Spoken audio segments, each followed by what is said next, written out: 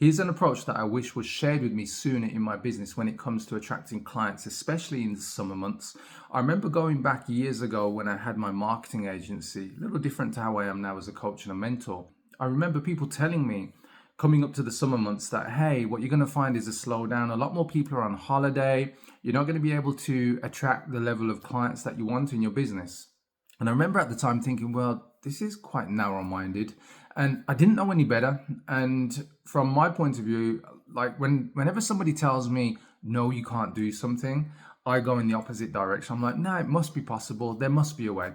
So anyway, I set out with the goal to just attract clients in August. And we're going back many years, probably like 2009, so 2009, 2010, around that period. We went heavy into marketing, generating leads, putting out, a lot of messaging, following up on leads, following up on prospects. And to cut a long story short, I just went through this process of just hammering it daily, every week for all of August.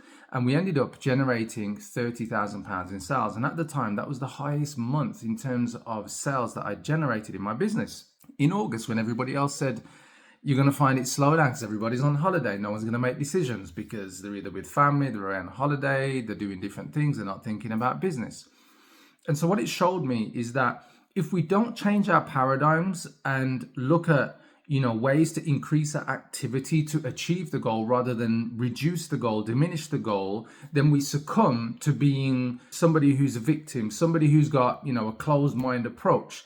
And it's one of those reminders from my perspective that you can't trust in what other people say because they don't have your passion, they don't have your energy, they don't have your excitement around what it is that you want to achieve. And that alone, the energy, the excitement, the vibration that you carry is one of the big things in terms of making sure that you execute, you take action. Because the biggest differentiator, if you want to look at, the successful businesses and the people who aren't a success, it's the people who can go for as long as possible being consistent with action. And it doesn't mean that you're 100% in action mode all the time. It just means that you are consistent with whatever actions that you are working on, usually to create the results that you're looking for in your business, which is usually around business growth. So attracting leads, attracting prospects, and converting those people into your clients.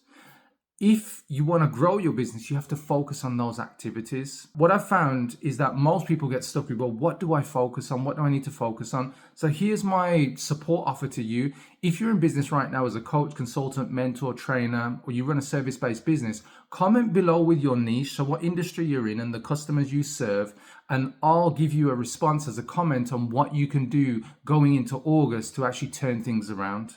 So remember, guys, focus on the activity and execution. Focus on what the goal is. Increase the activity to meet the goal. Don't diminish the activity or the goal.